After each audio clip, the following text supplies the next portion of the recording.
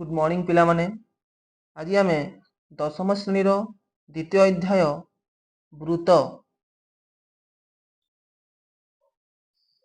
ज्यामिति पाठर वृत्त बा सर्किल जहाँ इंग्राजी कौचे आमे से पाठ विषय आलोचना करवा। तार मौलिक धारणा विषय प्रथम बुझा तापर किछिटा उपपाद्य को आमे समाधान करवा। तो वृत्त वृत्त संज्ञा प्रथम आमे जानिबा वृत्त काहाकू कहिबा। देखंतु गोटे समतल रे गोटे बिंदु ठारू समतल रे एक दत्त बिंदु ठारू एक निर्दिष्ट दूरता रे अवस्थित बिंदु मानकर समाहार को नहीं वृत्त गठित। या को आमे गोटे वृत्त बोली कहूछे बोलिया चित्र तुम जानिछो। एटा वृत्तर चित्र, वृत्तर केंद्र बिंदु। तो एक निर्दिष्ट बिंदु ठारू सम दूरता रे अवस्थित ये जो बिंदु अच्छी बिंदु मानकर समाहार को नहीं बा सेट को नहीं वृत्त गठित। तो लिखिदेवा आमर गोटे समतल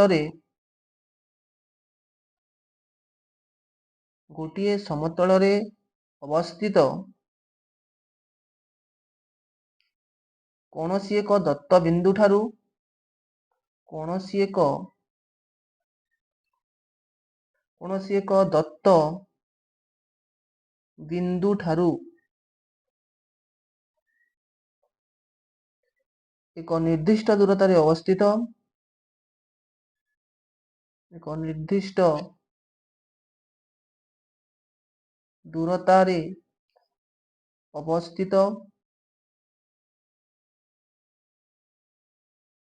बिंदु मानकर समाहार को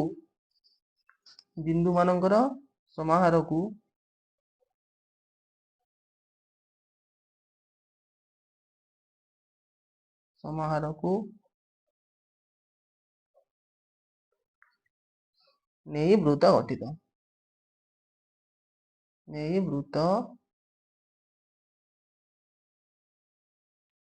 गठित बा ताकू आमे वृत्त बोली कहिबा। तो एटा वृत्तर संज्ञा। तो वृत्तर आमे देखिछे सब बेले वृत्तर एटा केंद्र बिंदु नामकरण कली मन कर ओ रु ए पर्यंत जो रेखाटे पाउछे एठारे आमे ओ ए को कहिबा वृत्तर कोन व्यासार्ध, जहाँ को इंग्रजी रे कहूछे आमे रेडियस बा ताकू आमे संक्षेप रे स्मॉल आर नाम रे सूचित करूछी। स्मॉल आर नाम रे सूचित कले ओ ए को जदि आमे त विपरीत दिगरे बढ़ाई दबा ओ ए को ए डैश कर देले मन कर तो एठारे ए डैश बा ए डैश ए या कहबा आमे तार व्यास वृत्तर व्यास बोली कहबा बा जा कहूछ डायामीटर। ताहाकू आमे स्मॉल डी नाम रे सूचित करि परिबा डायामीटर बोली कहबा व्यास। ये देखिबा वृत्त नेले वृत्तर केंद्र बिंदु देई जो आमे रेखाटे पाउछि ताकू व्यास बोली कहूछि। तो ताहाकू आमे कोन कहबा ए डैश ए को आमे वृत्तर गोटे बृहत्तम ज्या मध्य कहि परिबा बृहत्तम ज्या मध्य कहि परिबा ताकू इंग्लिश रे कहूछु CHORD कोड। तो एठारे आमे यदि ए डैश ए को बृहत्तम ज्या बोली कहिछे बा कहूछे ताले एठारे आमे आहुरी बोलिया गोटे रेखा अंकन करि परिबा केंद्र बिंदु व्यतीत एठी गोटे अंकन करि परिबा रेखा एठी गोटे अंकन करि परिबा रेखा ऊपर पटे मध्य आहुरी असंख्य रेखा भली अंकन करि परिबा। तो यहा हेले मध्य गोटे गोटे कोन जिया। तो गोटे वृत्त रे आमे असंख्य जिया अंकन करि परिबा आ सबुठारु बृहत्तम जिया की हैला नाई व्यास व्यास हैला सबुठारु वृत्तर बृहत्तम जिया। ठीक से परि व्यासार्ध मध्य आमे ଆମ ବୃତ୍ତ ଭିତରେ ଅସଂଖ୍ୟ ଅଙ୍କନ କରିପାରିବା ଏବଂ ସମସ୍ତଙ୍କର ଦୈର୍ଘ୍ୟ ହେବ ସମାନ। ବ୍ୟାସାର୍ଦ୍ଧ ଯେତିକି ଆମେ ଅଙ୍କନ କରୁଛେ ଅସଂଖ୍ୟ ବ୍ୟାସାର୍ଦ୍ଧ ସମସ୍ତଙ୍କର ଦୈର୍ଘ୍ୟ ହୋଇଯିବ ସମାନ, କିନ୍ତୁ ବ୍ୟାସାର୍ଦ୍ଧ ଦୈର୍ଘ୍ୟ ଗୁଡ଼ିକ ଅଲଗା ଅଲଗା। ସବୁଠାରୁ ବୃହତ୍ତମ ହେଲା ବ୍ୟାସ। ବ୍ୟାସ ମଝିରେ ଯିଏ ରହିବ ସେ ହେବ ସବୁଠାରୁ ବୃହତ୍ତମ ଜିଆ। ତାପରେ ବ୍ୟାସର ତାର ଜିଆର ଦୈର୍ଘ୍ୟ ଗୁଡ଼ିକ କ'ଣ ହେବ? କମି କମିଯିବ। ଏପଟେ ଆସିଲେ କମି କମିଯିବ। ତ ଏହାକୁ ଗୋଟେ ଗୋଟେ ଆମେ ଜିଆ ବୋଲି କହୁଛେ। ଏହା କହୁଛେ ଆମେ କ'ଣ? ଗୋଟେ ଗୋଟେ ଜିଆ ବା କଡ଼ ବୋଲି କହୁଛେ। ଆଚ୍ଛା, ବୃତ୍ତର ଅନ୍ତର୍ଦେଶରେ ଆମେ ଯେତେ ସବୁ ବିନ୍ଦୁ ପାଉଛେ, ଗୋଟେ ବୃତ୍ତ ନିଆଗଲା ଅନ୍ୟ ଏକ ବୃତ୍ତ, ବୃତ୍ତର ଅନ୍ତର୍ଦେଶରେ କେନ୍ଦ୍ରବିନ୍ଦୁ ସହିତ ଅନ୍ୟ ଯେତିକି ଆମେ ବିନ୍ଦୁ ଏଠି ପାଉଛେ ଅନ୍ତର୍ଦେଶରେ, ଏଇଟା ହେଉଛି ବୃତ୍ତର ଅନ୍ତର୍ଦେଶ। ବୃତ୍ତର ଅନ୍ତର୍ଦେଶ। ଏବଂ ବାହାରେ ଯଦି ଆମେ ଦେଖିବା ବିନ୍ଦୁ, ବୃତ୍ତର ବହିର୍ଦେଶରେ ଯେଉଁ ସବୁ ବିନ୍ଦୁ ରହିଛି ଏଇଟା ହେଉଛି ବୃତ୍ତର ବହିର୍ଦେଶ ବିନ୍ଦୁ। ବହିର୍ଦେଶ ବିନ୍ଦୁ। ଏବଂ ବୃତ୍ତ ଉପରେ ଯଦି ଆମେ କୌଣସି ବିନ୍ଦୁ ସ୍ଥାପନ କରିବା ଏ, ବି କିମ୍ବା ସି, ଏଗୁଡ଼ାକ ହେଲେ ଗୋଟେ ଗୋଟେ ବୃତ୍ତର ଉପରିସ୍ଥ ବିନ୍ଦୁ। ଏ, ବି, ସି ଏଗୁଡ଼ିକ ହେଲେ ବୃତ୍ତ ଉପରିସ୍ଥ ବିନ୍ଦୁ। ବୃତ୍ତ ଉପରିସ୍ଥ ବିନ୍ଦୁ, ଏହାକୁ ଆମେ ବୃତ୍ତ ଉପରିସ୍ଥ ବିନ୍ଦୁ ବୋଲି କହିବା। ଅନ୍ତର୍ଦେଶ ବିନ୍ଦୁ, ବହିର୍ଦେଶ ବିନ୍ଦୁ ଏବଂ ବୃତ୍ତ ଉପରିସ୍ଥ ବିନ୍ଦୁ। ଠିକ ଅଛି, ତାହେଲେ ଦେଖିବା ଆମେ ଏଠି ଆହୁରି କିଛି ନୂଆ ଜିନିଷ। ମନେକର ବୃତ୍ତର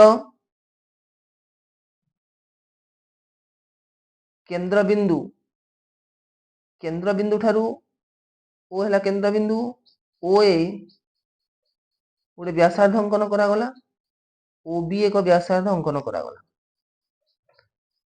ତ ଏଠାରେ ଆମେ ଯେଉଁ ଚିତ୍ରଟା ପାଉଛେ ଓ ଏ, ଏଠି ଗୋଟେ ୟାକୁ ଚାପ ବୋଲି କହିବା। ଏଠାରେ ଏ ବି ହେଉଛି ଗୋଟେ ଚାପ, ଏ ଏକ୍ସ ବି ନାମକରଣ କଲି। ତ ଏଠାରେ ଏ ଏକ୍ସ ବି କୁ ଆମେ କ'ଣ କହିବା? ଗୋଟେ ଚାପ, ବୃତ୍ତର ଚାପ ବୋଲି କହିବା। ତ ଗୋଟେ ବୃତ୍ତ ଦେଖ, ଏଇଟା ହେଉଛି କ୍ଷୁଦ୍ରତମ ଚାପ, ତାର ଉପର ପଟେ ଗୋଟେ ଚାପ ଦେଖାଯାଉଛି, ତାକୁ କହିବା ଆମେ ବୃହତ୍ତମ ଚାପ। ଏଇଟା ହେଉଛି ଆମର କ୍ଷୁଦ୍ରତମ ଚାପ ବା କ୍ଷୁଦ୍ର ଚାପ, ଯାହାକୁ କ୍ଷୁଦ୍ର ଚାପ ବୋଲି କହିବା ଆମେ, କ୍ଷୁଦ୍ର ଚାପ। ଯଦି ଆମେ ସେପଟେ ଦେଖିବା ଏ ଏକ୍ସ ବି କୁ ଆମେ କ୍ଷୁଦ୍ର ଚାପ କହିଲେ, ତାର ବିପରୀତ ପଟରେ ଯେଉଁ ଚାପ ଦେଖିଛେ ମନେକର ଏ ୱାଇ ବି, ଏ ୱାଇ ବି, ଏହାକୁ କହିବା ଆମେ ବୃହତ ଚାପ। ଏହାକୁ ଆମେ ବୃହତ ଚାପ କହିପାରିବା। ତ ଗୋଟେ ବୃତ୍ତରେ ଆମେ ଯଦି କୌଣସି ଗୋଟେ ଚାପ ନେଲେ କ୍ଷୁଦ୍ର ଚାପ, ତାର ବିପରୀତ ଚାପକୁ ଆମେ ବୃହତ ଚାପ ବୋଲି କହିବା। ଠିକ ଅଛି, ତ ଏଠାରେ ଯେଉଁ ଦେଖୁଛେ ଓ ଏ ଏକ୍ସ ବି, ଓ ଏ ଏକ୍ସ ବି ଯାହାକୁ ମୁଁ ରେଖା କଲି, ଓ ଏ ଏକ୍ସ ବି, ଓ ଏ ଏକ୍ସ ବି ଆବଦ୍ଧ କ୍ଷେତ୍ରକୁ ଆମେ କ'ଣ କହିବା? ଗୋଟେ ବୃତ୍ତ କଳା ବୋଲି କହିବା। ଗୋଟେ ବୃତ୍ତ କଳା କହିବା ବା ଗୋଟେ ସେକ୍ଟର ବୋଲି କହିବା ତାକୁ।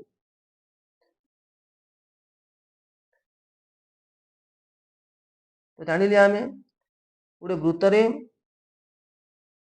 ବ୍ୟାସ, ବ୍ୟାସାର୍ଦ୍ଧ କାହାକୁ କହୁଛେ, ଜିଆ କାହାକୁ କହୁଛେ? ବ୍ୟାସ ହେଉଛି ବୃତ୍ତର ବୃହତ୍ତମ ଜିଆ ବୋଲି କହିବା। ଗୋଟେ ବୃତ୍ତରେ ଆମେ ଅସଂଖ୍ୟ ଜିଆ ଅଙ୍କନ କରିପାରିବା ଆଉ ସମସ୍ତଙ୍କ ଦୈର୍ଘ୍ୟ ଗୁଡ଼ିକ ହେବେ ଅଲଗା, ଅସମାନ ହେବ। ଠିକ୍ ସେହିପରି ବୃତ୍ତ ଭିତରେ ଆମେ ଅସଂଖ୍ୟ ବ୍ୟାସାର୍ଦ୍ଧ ଅଙ୍କନ କରିପାରିବା ଏବଂ ସମସ୍ତଙ୍କର ଦୈର୍ଘ୍ୟ ଗୁଡ଼ିକ ହେବ ସମାନ। ତାହେଲେ ସର୍ବସମ ବୃତ୍ତ କାହାକୁ କହିବା? ସର୍ବସମ ବୃତ୍ତ। ଆମେ ଦୁଇଟି ବୃତ୍ତକୁ ବା ଏକାଧିକ ବୃତ୍ତକୁ କେତେବେଳେ ସର୍ବସମ କହିପାରିବା? ମନେ କରାଯାଉ ଦୁଇଟି ବୃତ୍ତ ନିଆଗଲା, ନାମକରଣ କଲି ମନେକର S1 ବୃତ୍ତ, ଅନ୍ୟ ଏକ ବୃତ୍ତ ନିଆଗଲା ମନେକର S2 ବୃତ୍ତ। ତ এই ଦୁଇଟି ବୃତ୍ତ ବା ଏକାଧିକ ବୃତ୍ତ ନିଆଯାଉ, ଯେତିକି ବି ତୁମେ ଏକରୁ ଦୁଇରୁ ଅଧିକ ବୃତ୍ତ ନିଆଯାଉ ବା ଏକାଧିକ ବୃତ୍ତ ଯଦି ନିଆଗଲା, ତାହେଲେ ତାକୁ ସର୍ବସମ ବୃତ୍ତ କେତେବେଳେ କହିବ? ଦେଖିବା, ଯଦି ପ୍ରଥମ ବୃତ୍ତ S1 ର ବ୍ୟାସାର୍ଦ୍ଧ OA ଆଉ ଦ୍ୱିତୀୟ ବୃତ୍ତ S2 ର ବ୍ୟାସାର୍ଦ୍ଧ ମନେକର OB, ଯଦି OA O OB, OA equal to ଯଦି OB ହେବ ଦୁଇଟି ବୃତ୍ତର ବା ଏକାଧିକ ବୃତ୍ତର ଯଦି ବ୍ୟାସାର୍ଧର ଦୈର୍ଘ୍ୟ ସମାନ ହୁଏ, ଯେପରି ଏଠାରେ OA ଇକ୍ୱାଲ ଟୁ OB ହେଲା, ତାହେଲେ ବୃତ୍ତ ଦୁଇଟିକୁ ଆମେ ସର୍ବସମ ବୃତ୍ତ ବୋଲି କହିପାରିବା। ତ ଆମେ ଆଗରୁ ପଢ଼ିଛେ ସର୍ବସମ ଚିହ୍ନ କିପରି ଦିଆଯାଏ, ବା କଙ୍ଗୁରେଣ୍ଟ ସାର୍କିଲ ବୋଲି ଆମେ କହିବା ତାକୁ। ଏଠାରେ S1 ବୃତ୍ତ ସର୍ବସମ ଏଭଳିଆ ଚିହ୍ନରେ ତାକୁ ସୂଚିତ କରିବା। S2 ବୃତ୍ତ, S1 ବୃତ୍ତ ସର୍ବସମ S2 ବୃତ୍ତ। କୋଉ କଣ୍ଡିସନରେ କହିବା, ଯେତେବେଳେ ଦୁଇଟି ବୃତ୍ତର ବ୍ୟାସାର୍ଧ ସମାନ ହେଇଥିବ, ସେତେବେଳେ ଆମେ କଣ କହିବା, ଦୁଇଟି ବୃତ୍ତକୁ ସର୍ବସମ ବୃତ୍ତ ବୋଲି କହିବା। ଠିକ ସେହିପରି ଯେ ଦେଖିବା ଆମେ ଦ୍ୱିତୀୟ କେସରେ ଆମର ସର୍ବସମ ଜ୍ୟା, ଆମେ ଆଗରୁ କ୍ଲିୟର ହେଇଛେ ଜ୍ୟା କାହାକୁ କୁହାଯାଏ।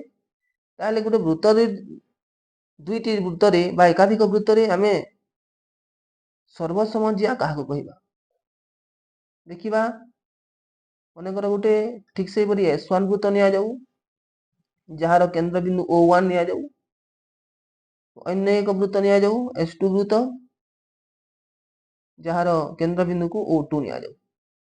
ତ ଏଠାରେ ଦେଖିବା, ମନେକର ଏଠାରେ ଗୋଟେ ଜ୍ୟା ଅଙ୍କନ କଲି AB, ଏପଟେ ଗୋଟେ ଜ୍ୟା ଅଙ୍କନ କଲି ମନେକର CD। ତ ବୃତ୍ତ ଦୁଇଟି ବା ଏକାଧିକ ବୃତ୍ତ, ଦୁଇଟି ବୃତ୍ତ ହେଇଥାଉ ବା ଏକାଧିକ ବୃତ୍ତ ହେଇଥାଉ, ଯଦି ସେମାନଙ୍କର ଜ୍ୟାର ଦୈର୍ଘ୍ୟ ଗୁଡ଼ିକ ସମାନ ହୁଏ, ଅର୍ଥାତ୍ AB ଜ୍ୟା ଦୈର୍ଘ୍ୟ equal to AB equal to CD, AB ଜ୍ୟା ଇକ୍ୱାଲ ଟୁ CD ଜ୍ୟା।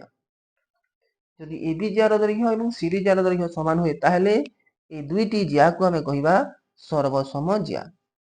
ଏକାଧିକ ବୃତ୍ତର ଯଦି ଜ୍ୟା ମାନଙ୍କର ଦୈର୍ଘ୍ୟ ସମାନ ହୁଏ, ତେବେ ସେମାନଙ୍କୁ ଆମେ ସର୍ବସମ ଜ୍ୟା ବୋଲି କହିପାରିବା। ତାକୁ ଲେଖିପାରିବା, ଯଦି AB ଇକ୍ୱାଲ ଟୁ CD ହେଲା, ଦ୍ୟାଟ୍ ଇମ୍ପ୍ଲାଇଜ୍ ଆମେ କହିପାରିବା AB ସର୍ବସମ CD, AB ସର୍ବସମ CD କହିପାରିବା, ଅର୍ଥାତ୍ ଜ୍ୟା ଦୁଇଟି ସର୍ବସମ ବୋଲି ଆମେ ଏଠି କହିପାରିବା।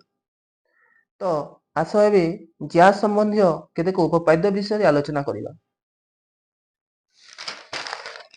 ଯେପରି ଉପାଦ୍ୟ ଜ୍ୟା ସମ୍ବନ୍ଧୀୟ, ତ ପିଲାମାନେ ଆମେ ଜ୍ୟା ସମ୍ବନ୍ଧୀୟ କେତେକ ଉପପାଦ୍ୟ ବିଷୟରେ ଆଲୋଚନା କରିବା। ଜ୍ୟା ସମ୍ବନ୍ଧୀୟ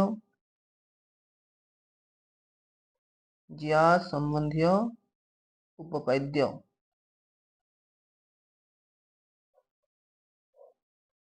ତ ଆମର ବୃତ୍ତ ପାଠର ଉପପାଦ୍ୟ 7 ରେ ଦିଆଯାଇଛି, ଉପପାଦ୍ୟ 7 କୁହାଯାଇଛି, କୌଣସି ବୃତ୍ତର କେନ୍ଦ୍ରରୁ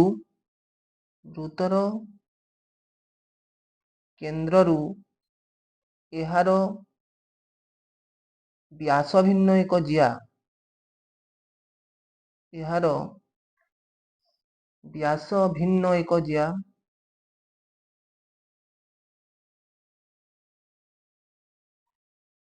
ପ୍ରତି ଅଙ୍କିତ ଲମ୍ବ, ପ୍ରତି ଜ୍ୟା ପ୍ରତି ଅଙ୍କିତ ଲମ୍ବ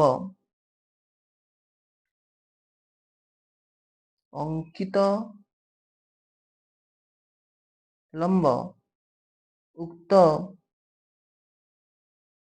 ଜ୍ୟାକୁ ସମଦ୍ୱିଖଣ୍ଡ କରେ।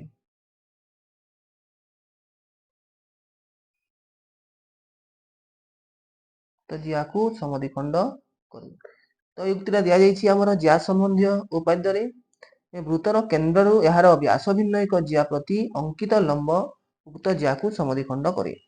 ଆମେ ଉକ୍ତିକୁ ବୁଝିବା ଗୋଟେ ଚିତ୍ର କାଟିକି। ଦେଖିବା, ଗୋଟେ ବୃତ୍ତ ଅଙ୍କନ କରାଯାଉ। ଗୋଟେ ବୃତ୍ତର କେନ୍ଦ୍ରବିନ୍ଦୁ ମନେକର ନିଆଗଲା O, ନାମ ଦିଆଯିବା S ବୃତ୍ତ, ବୃତ୍ତର ନାମ ଦିଆଗଲା S ବୃତ୍ତ। ତ କୁହାଯାଉଛି ବୃତ୍ତର କେନ୍ଦ୍ର ଠାରୁ ଏହାର ବ୍ୟାସ ଭିନ୍ନ ଏକ ଜ୍ୟା। ବ୍ୟାସ ଆମେ ଜାଣିଛେ ଆଗରୁ, ବ୍ୟାସ ହେଉଛି ବୃତ୍ତର ବୃହତ୍ତମ ଜ୍ୟା, ସବୁଠାରୁ ବଡ଼ ଜ୍ୟା। ତାକୁ ଛାଣିକିରି ଯେକୌଣସି ଏକ ଜ୍ୟା, ବ୍ୟାସ ଭିନ୍ନ ଏକ ଜ୍ୟା, ମନେକର ନିଆଗଲା ଏଠି AB ନିଆଗଲା। ଏଟା ହେଉଛି ବୃତ୍ତର ବ୍ୟାସ ଭିନ୍ନ ଏକ ଜିଆ, ବ୍ୟାସକୁ ଛାଣିକି ଅନ୍ୟ ଏକ ଜିଆ AB। ତ ସେ ଜିଆ ପ୍ରତି ସେ କେନ୍ଦ୍ର ଠାରୁ ଯଦି ଲମ୍ବ ଅଙ୍କନ କରାଯାଏ, ମନେକର ଏଇଟା ହେଲା OD ଲମ୍ବ, OD ଲମ୍ବ ଯଦି ଜିଆ ପ୍ରତି ଲମ୍ବ ଅଙ୍କନ କରାଯାଏ, ତାହେଲେ ସେ ଲମ୍ବ କ'ଣ କରିବ, OD ଲମ୍ବ କ'ଣ କରିବ, AB ଜିଆକୁ ସମଦ୍ୱିଖଣ୍ଡ କରିବ, ଅର୍ଥାତ୍ AD = BD। ଏହା ଆମକୁ ପ୍ରମାଣ କରିବାର ଅଛି ନା AB ଜିଆଟି କ'ଣ ହେଇଯିବ, ସମାନ ଦୁଇ ଭାଗରେ ବିଭକ୍ତ ହେଇଯିବ, ଅର୍ଥାତ୍ AD = BD ହେବ। କଥା ବୁଝିହେଲା? ତାହେଲେ ଏହାକୁ ପ୍ରମାଣ କରିବା ଯେ କାହିଁକି ଗୋଟେ ଜିଆଟି ସମଦ୍ୱିଖଣ୍ଡ ହେବ, ଯେତେବେଳେ OD ଲମ୍ବ ହେବ କାହା ପ୍ରତି, ଜିଆ ପ୍ରତି। ଯେତେବେଳେ ଜିଆ ପ୍ରତି OD ଲମ୍ବ ହେବ, ସେତେବେଳେ ଜିଆଟି ସମଦ୍ୱିଖଣ୍ଡ ହେବ। ଏ କଥାକୁ ଆମେ ପ୍ରମାଣ କରିବାର ଅଛି। ତ ଆମକୁ କ'ଣ ଦିଆଯାଇଛି, ଦତ୍ତ କ'ଣ ଦିଆଯାଇଛି ଦେଖିବା। ଯୋଉଟା ଦିଆଯାଇଛି ପ୍ରଥମେ ଲେଖିଦିଅ। ଦତ୍ତ ନା S ବୃତ୍ତରେ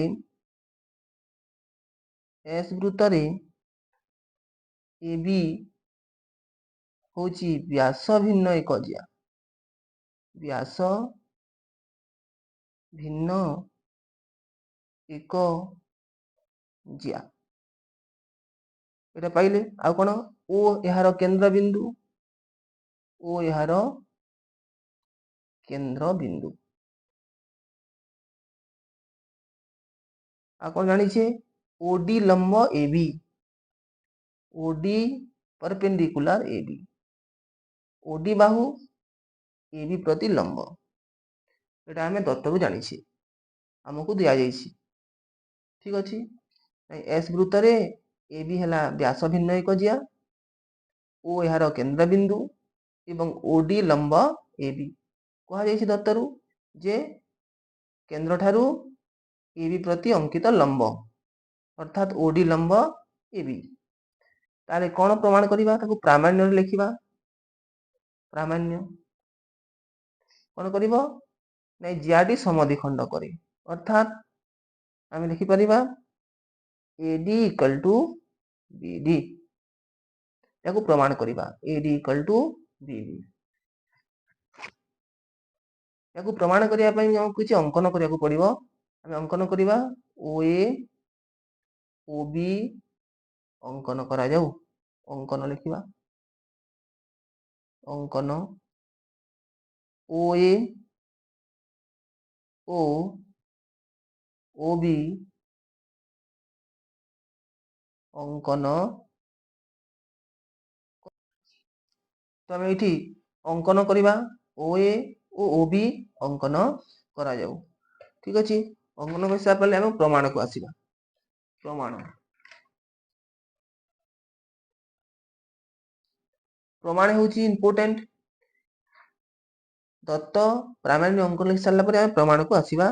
देखिबा एठी जते बेले हमें OA ओ OB अंकन कर देले, एठी दुईटी त्रिभुज पाउछे। देखो बुझी बाटी त्रिभुज OAD और त्रिभुज OBD। এই দুইটি ত্রিভুজ মধ্যে কোন সব সমান দেখা যাଉଛି, কোন সব সমান ଅଛି, নাই OA = OB।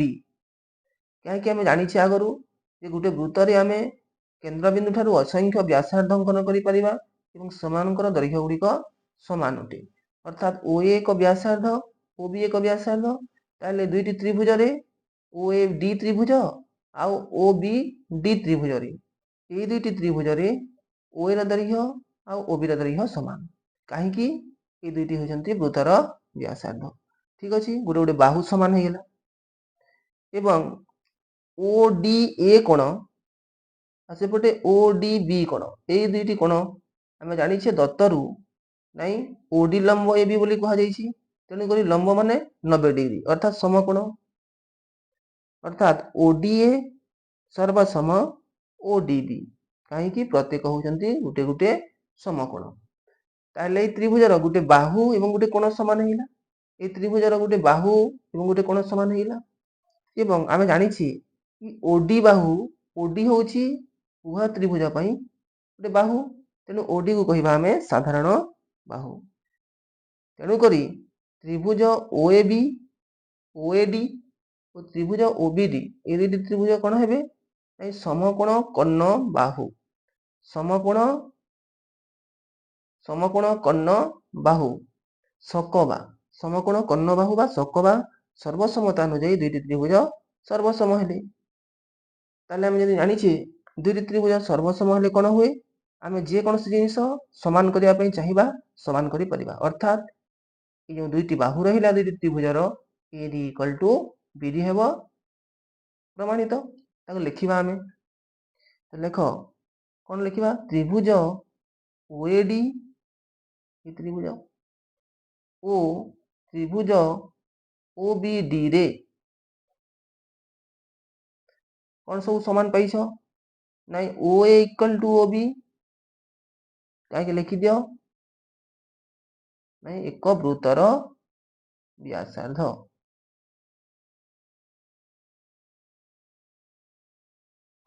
ତେଣୁ କି ସମାନ ଏବଂ OD ହେଲା ଆମର বা ODA কোণକୁ ନେଇଯା ପ୍ରଥମେ କୋଣ ODA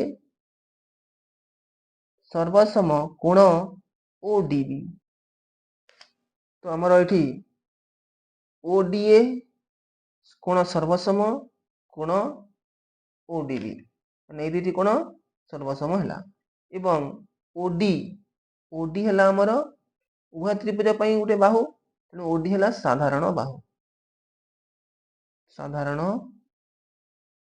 ବାହୁ ତେଣୁ ଗୋଟେ ତ୍ରିଭୁଜ OAD ତ୍ରିଭୁଜର ଏବଂ OBD ତ୍ରିଭୁଜର ଦୁଇଟି ବାହୁ ଏବଂ ଗୋଟେ କୋଣ ଦୁଇଟି ବାହୁ ଏବଂ ଗୋଟେ କୋଣ ସମକୋଣ କର୍ଣ୍ଣ ବାହୁ ସମକୋଣ କର୍ଣ୍ଣ ବାହୁ ଲେଖିପାରିବା ଅତଏବ ତ୍ରିଭୁଜ OAD ସର୍ବସମ ତ୍ରିଭୁଜ OBD ସମକୋଣ